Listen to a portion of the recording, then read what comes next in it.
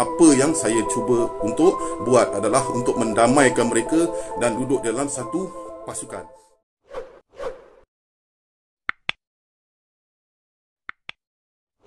Alhamdulillah, terima kasih sahabat-sahabat ataupun kawan-kawan yang setia ataupun yang walaupun yang ada yang baru, selamat datang saya ucapkan terima kasih sebab sudi bersama dengan saya dalam live kali ini ataupun sudi mendengar dan melihat saya. Seperti yang saya janjikan sebelum ini, apa yang saya dah jelaskan dalam live saya sebelum ini berkenaan dengan isu orang-orang yang top level ni, yang bagi saya public figure yang ada, yang saling berhentam sesama sendiri, yang saling bercakaran sesama sendiri. Maka live saya sebelum ni saya dah terangkan dan saya ambil satu pendekatan yang mudah untuk membuat satu tim. Seperti yang anda faham ataupun seperti yang anda sendiri lihat sebelum ni, apa yang saya cakap, saya nak buat satu tim dengan menawarkan kepada mereka-mereka yang bercakaran ni, kita duduk dalam satu tim, saling bermaafan, saling kongsi-kongsi pandangan dan pendapat dan terus membawa perkara-perkara yang baik. Jadi saya terangkan apa yang saya terima, apa yang saya terima. Okey. Selepas saya buat live hari tu, apa perkara pertama yang saya dapat adalah daripada Syafiq. Syafiq sendiri dia inbox pada saya berkenaan dengan link ataupun berkenaan dengan pengakuan dia yang mana dia terima. Dia terima. Jadi saya pun buka link dia tu dan saya lihat, saya dengar sendiri apa yang Syafiq cakap. Saya agak terkejut lah. Saya agak terkejut sebab saya ni tak berapa faham, yang mana saya ni, macam yang saya cakap sebelum ni, saya masih lagi baru. Saya masih lagi baru, tetapi semangat berjuang ataupun semangat berjuang untuk memperjuangkan bangsa, memperjuangkan isu-isu rakyat ni masih ada dalam diri saya. Tetapi apa yang Syafiq minta tu bagi saya rasa macam tak bersesuaian dengan saya sebenarnya. Jadi saya tak pernah tahu ataupun tak pernah ambil tahu pun tentang apa yang Syafiq cakap tu. Agak memeningkan kepala saya juga. Minta maaf Syafiq. Saya tahu Syafiq berpengalaman, saya tahu Syafiq ada ilmu yang luas. Okey, selepas itu saya juga terima mesej daripada sahabat saya. Dia mengatakan yang Botak Bond tidak setuju. Tidak setuju dan menolak tawaran saya. Walau bagaimanapun saya ucapkan terima kasih di atas jawapan yang telah diberikan oleh Syafiq dan juga Botak Bond. Saya menghormati jawapan dan pandangan daripada diorang. Jadi yang ketiga, saya juga dengar live daripada Jebat melalui sahabat saya juga yang mengatakan Jebat menolak tentang pembentukan tim ni. Begitu juga dengan Donjai. Donjai saya lihat sendiri live dia juga tolak di atas sebab-sebab. Ada yang kata pasal Syafiq meletakkan syarat sebegini, Jebat juga bercakap begitu kan. Jadi Botak Bond pula bercakap yang mereka begini-begini. Jadi macam itulah guys cerita dia. Kesimpulan dia begitulah. Jadi turn saya pula untuk bercakap tentang perkara ni sebab saya yang bangkitkan perkara ni. Bagi saya inilah lumrah manusia guys. Inilah lumrah manusia. Manusia ni kita sendiri, saya sendiri juga punya nafsu. Manusia ni tidak pernah lari dengan nafsu. Nafsu apa? Nafsu yang tidak pernah kenyang-kenyang. Ada saja perkara yang tidak memuaskan kita. Ada saja perkara yang kita rasa tidak boleh kita reda dengan nafsu ni. Jadi apa yang kita perlu perbaiki, apa yang kita perlu buat, apa yang saya harapkan perbentukan tim itu adalah berbaik, bermaafan. Tetapi apa yang saya nampak, masing-masing ada ego masing-masing. Masing-masing mula menyalahkan masing-masing. Masing-masing mula membetikai masing-masing. Jadi tidak bersesuaian bagi saya. Sebenarnya perkara tu saya rasa akan menjadi lebih rumit. Macam yang Syafiq minta, perlu diceritakan semula apa kesalahan-kesalahan yang lampau, perlu diceritakan semula dalam live. Itu akan menyebabkan lagi teruk bagi saya lah. Pemikiran saya akan jadi lagi keruh. Tidak mendapatkan kebaikan di situ. Jadi pada pandangan saya sendiri, apabila saya juga pernah membuat kesalahan dan kesilapan, kita juga meminta ampun kepada Tuhan, kan? Jadi simple. Perkara tu apabila kita ni ada satu sikap yang memaafkan, maka kita juga berhak untuk meminta maaf kepada orang. Jadi saya tak salahkan Syafiq. Jadi saya juga tak salahkan mereka. Mereka punya hak masing-masing. Mereka juga punya pendirian dan pegangan masing-masing. Tetapi apalah kiranya jika untuk kebaikan. Jika untuk kebaikan, apalah salah kita berbuat baik. Itu maksud saya. Kenapa perlu kita adakan benda-benda yang tak sepatutnya ada.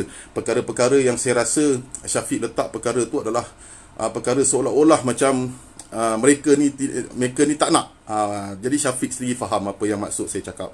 Begitu juga dengan Botak saya faham dia cakap apa tu tentang perkara maki-maki yang melibatkan keluarganya. Saya juga ada keluarga, maka saya faham. Dan Botak cakap mungkin saya boleh terima, Papa Gomo boleh terima kalau orang maki mak saya. Saya tak pernah cakap macam tu. Saya tak pernah cakap macam tu pun. Sebab dalam media sosial, saya boleh tunjuk dalam inbox saya, macam-macam orang maki saya, macam-macam orang kata saya. Ini saya yang cakap. Macam-macam orang apa yang orang tak tomah saya, apa yang orang tak fitnah saya. Macam-macam juga orang cakap. Jadi saya ambil satu ilmu. Saya tak malu apabila belajar dengan Papa Gomo macam mana apa yang perlu kita buat jika orang tomah kita, apa yang orang fitnah kita. Jadi saya ambil pendekatan yang mudah, pendekatan yang baik. Ada setengah orang kecapaiannya tidak sama. Ada setengah orang mentalitinya tidak sama. Macam saya dengan Syafiq contohnya. Syafiq ni minda dia luas. Saya ni mungkin baru sempit. Sempit. So banyak lagi perkara yang saya perlu belajar. Jadi saya kat sini sebenarnya nak cakap tim itu, untuk pembentukan tim itu tidak berjaya guys. Tidak berjaya. Tetapi tetap juga ada pakatan yang baik, yang mana saya berjumpa dengan sempat berjumpa dengan Tok Singa, sempat berjumpa dengan Jebat, sempat berjumpa dengan Donjai dan juga Joseph. Jadi sempatlah saya bercakap dengan mereka-mereka ni. Walaupun saya tak dapat bercakap dengan Botak Bon, walaupun saya tak dapat bercakap dengan Syafiq, saya dah pun jelaskan di dalam live saya dan mereka faham tentang apa yang saya cuba untuk buat adalah untuk mendamaikan mereka dan duduk dalam satu pasukan. Bagi saya, apalah daya saya. Begitu juga apabila saya bercakap dengan Jebat, sudah bang, janganlah kita teruskan keruhkan keadaan. Begitu juga saya bercakap dengan Donjai, sudah jangan keruhkan keadaan. Begitu juga saya bercakap dengan Joseph, sudah jangan keruhkan keadaan. Jadi saya rasa tunai tanggungjawab saya. Apabila saya pernah terbaca satu kisah berkenaan dengan Nabi Ibrahim. Nabi Ibrahim sewaktu dia duduk di dalam api, sewaktu dia duduk di dalam api, maka datang seekor burung mengambil air yang dia simpan di dalam paruh dia yang kecil. Maka dia terbang untuk menitiskan setitis air kepada api itu. Perkara itu tidak mustahil untuk padam. Tetapi tunai tanggungjawab dia sebagai seorang kawan kepada Nabi Ibrahim. Tunai tanggungjawab dia. Maka begitulah juga saya. Walaupun saya tiada daya dan upaya apabila untuk memperbaik ataupun untuk mendamaikan mereka ini, tetapi tunailah tanggungjawab saya sebagai seorang kawan untuk berbaikkan mereka. Tetapi apalah daya. Begitu juga di dalam isi Al-Quran, firman Tuhan katanya, aku tidak menzalimi kamu, melainkan kamu yang menzalimi diri kamu sendiri. Aku tidak menganiaya kamu, melainkan kamu yang menganiaya diri kamu sendiri. Jadi apalah daya saya untuk nak perbetulkan orang. Bagi saya, dia kena perbetulkan diri dia sendiri. Begitu kan. Jadi saya ambil kata-kata yang baik daripada penasihat ataupun daripada orang lama-lama. Kata mereka, walana amaluna walakum amalukum. Amal kamu bagi kamu, amal kami bagi kami. Begitulah mudah selesai. Jadi tunai dah tanggungjawab saya, maka tim itu tidaklah berlaku, tim itu tidak berjaya. Jadi guys, saya harap korang teruskan menyokong mereka di dalam apa yang mereka perjuangkan. Lepas ini, janganlah ada, saya harap janganlah ada berfikiran sempit yang mana kalau saya sendiri berjumpa dengan Jebat, tak semestinya saya akan ikut sikap ataupun perangai Jebat.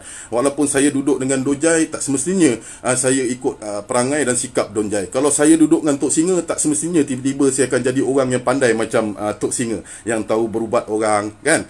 Begitulah. Jadi walau bagaimanapun, kita kena selalu muhasabah diri, kena selalu tengok pada diri sendiri. Kadang-kadang guys, kita sentiasa kena juga kena tengok pada diri sendiri. Apabila kita kadang-kadang, jika Allah berkehendakkan sesuatu, tak kiralah orang itu cerdik macam mana pun, dia pandai macam mana pun, ilmunya tinggi tahap langit sekalipun, jika perkara sesuatu berlakulah pelik-pelik. Jadi itu yang kena sentiasa berhati-hati. Kena sentiasa berhati-hati. Begitulah juga dengan Botak, begitulah juga dengan Syafiq, begitulah juga dengan Jebat. Begitulah juga dengan Donjai. Kadang-kadang bagi saya, roh yang jahat pada jasad yang jahat, maka perangai dan juga kelakuannya juga akan menjadi jahat. Bagi mereka yang berbuat kejahatan, pasti akan dibalas dengan kejahatan. Jadi hukum itu hak Tuhan. Bagi saya mudah saja. Janganlah kita berbangga diri, janganlah kita riak dengan atas apa yang kita dah miliki, janganlah kita rasa kita dah cukup segala-galanya, kita dah rasa kita ni dah cukup pandai, kita cukup cerdik, maka Allah twist kita akan buat satu perkara yang bodoh, yang akhirnya akan memudarat diri sendiri. Sentiasa kita beringat, sentiasa kita berhati-hati. Macam tu. Jadi ada juga yang contoh-contoh, saya buka contoh betapa sejuknya hati saya apabila melihat ataupun bersama dengan Syafiq pada live pagi tadi. Saya sentuh sikit pada live pagi tadi. Contohnya, apabila kita mahu bersangka baik, ini juga boleh dijadikan contoh oleh public figure yang lain, kawan-kawan saya lain, sahabat-sahabat saya yang ada di dalam live ni, yang mengikut live saya ni. Contoh pada pagi tadi lah, apabila Syafiq menunaikan solat subuh, apabila saya tengok komen-komen itu, ada yang negatif dan ada yang positif. Jadi persoalan saya, apakah perkara yang menjadikan manfaat kepada kamu apabila kamu melihat seseorang buat kebaikan? Apa? Jadi saya terangkan pada sudut saya. Saya melihat Syafiq solat. Saya melihat Syafiq solat saja, maka saya akan belajar apa perkara yang boleh manfaat kepada diri saya sendiri. Maka saya menjawab, wa aqimus solah, tawa'atuz zakah. Mana wa aqimus solah, dirikan solat, tawa'atuz zakah, tunaikan zakat. Jadi apabila saya melihat Syafiq dirikan solat, maka saya akan mengajar diri saya supaya saya dirikan solat. Kemudian tawa'atu zakat, tunaikan zakat. Zakat yang ini kebajikan yang paling utama sekali adalah pada diri sendiri. Pada diri sendiri. Jadi apabila kita solat, maka itulah tertunainya zakat ataupun kebajikan pada diri kita sendiri. Yang mana guys? Yang mana kita mengislamkan diri kita sewaktu kita menunaikan solat. Di mana buktinya? Sewaktu kita mengucap 2 kalimah syahadah. Jadi itulah kebajikan yang paling utama yang ada pada diri kita sendiri. Jadi itulah anggapan saya, ataupun apabila saya melihat live Syafiq, bukanlah semata-mata saya nak menghukum. Yang mana apabila saya nak menilai Syafiq itu betul ataupun tidak, itu bukan kerja saya, itu adalah kerja Allah. Yang mana diterangkan, ma kazabal fuadu ma ra'a. Hati itu adalah tempat tilik Allah. Maka apa yang Syafiq buat, yang layak menghukum dia itu adalah Allah, bukan saya. Saya hanya melihat apa yang diperbuat dan apa yang akan mendatangkan manfaat pada diri saya. Jadi apa yang saya cakap ini, begitulah juga apa yang berlaku di antara mereka-mereka ini. Apabila mereka bercakaran sesama mereka, mereka juga boleh berfikir adakah perkara itu baik ataupun perkara itu tidak baik. Apakah manfaat yang ada pada diri mereka masing-masing apabila berkelakuan begitu. Jadi senang je saya ambil mudah. Roh yang jahat pada jasad yang jahat, maka kelakuan dan perangainya juga menjadi jahat. Apabila mereka berbuat kejahatan, pasti juga akan dibalas dengan kejahatan. Jadi maka sebab itu saya menyeru mereka-mereka ini membuat satu pasukan supaya kita terus-menerus berbuat kebaikan, supaya Allah mendatangkan kebaikan, juga berguna kepada rakyat, juga berguna kepada masyarakat. Itu saja yang kita dapat manfaat pun. Maka itulah kehendak Allah, yang mana kehendak Allah di dalam antaranya adalah ilmu yang dimanfaatkan. Begitulah. Jadi guys, saya harap korang-korang faham apa maksud saya. Selepas saya buat live sebelum ni, saya ada terangkan yang kita nak buat tim, maka tim itu tidak berjaya kerana masing-masing ada kehendak, masing-masing ada keputusan masing-masing, masing-masing juga berhak berbuat keputusan masing-masing untuk membawa jalan masing-masing. Kemudian Syafiq mula-mula setuju, kemudian bila berjumpa Botak Bon dah berbincang, kemudian jadi tak setuju. Begitu juga Jebat tak setuju, Donjai tak setuju, Tok Singa tergantung. Maka saya ingat tak berjayalah tim ini. Jadi masing-masing bawa jalan masing-masing. Masing-masing perlu ada pakatan yang baik supaya tidak berlaku lagi perkara yang sebegini. Kerana perkara sebegini sebenarnya akan mendatangkan kecacatan, ataupun akan mendatangkan perkara yang tidak baik, ataupun akan mendatangkan pandangan yang tidak baik netizen kepada mereka sebenarnya. Jadi perkara-perkara macam ni harus kita sadar, harus kita ambil tahu, ataupun harus kita ambil penting. Sebenarnya kita muhasabah diri. Kenapa sesuatu perkara berlaku, musibah itu berlaku, mesti ada sebab. Tidak Tuhan jadikan sesuatu itu dengan sia-sia katanya. Mesti ada hikmah, mesti ada karamah, ataupun mesti ada kelebihannya di situ. Jadi kita cari kelebihan, kenapa kita nak cari keburukan gitu. Begitulah pandangan saya, begitulah kata-kata saya kepada mereka-mereka ini. Saya juga sentiasa tengok diri saya sendiri sebelum saya nak menasihati orang. Saya juga perlu menasihatkan diri saya sendiri.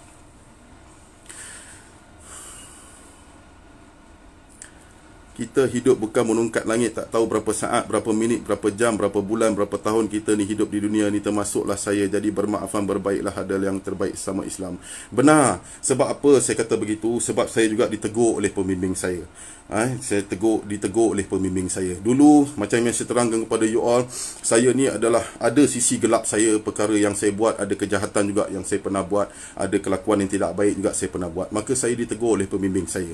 Dia tak nak tahu kisah silam saya sebab dia dah tahu. Dia boleh cerita tentang A sampai Z apa perbuatan jahat yang saya buat. Dia kata cuma satu saja yang ada pada saya. Dia kata jika Tuhan tu Maha Pengampun, dia kata kamu seorang yang pemaaf, katanya. Jadi macam itulah. Itulah keistimewaannya apabila Tuhan itu Maha Pengampun, kita perlu jadi seorang yang pemaaf.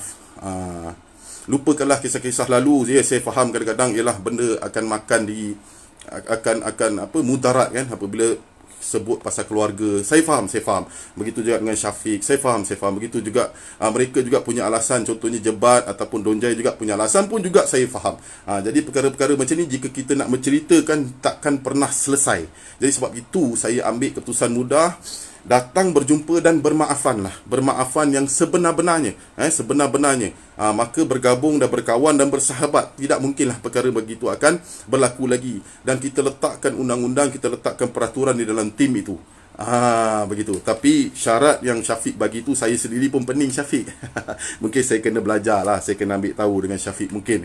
Mungkin mudah-mudahan jika ada masa nanti.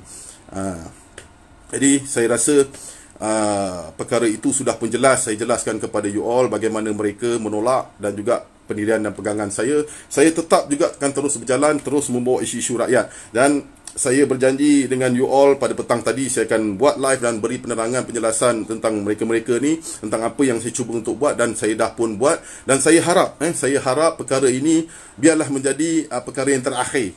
Maksudnya saya tidak mahu lagi bercerita tentang perihal-perihal mereka ni, kerana kita dah tunaikan tanggungjawab kita, kita dah menasihati apa yang patut, kita dah bagi tahu apa yang patut.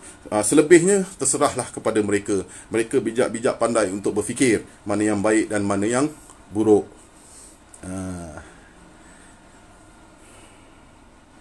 Okay guys, saya harap korang faham. Saya lepas ni akan teruskan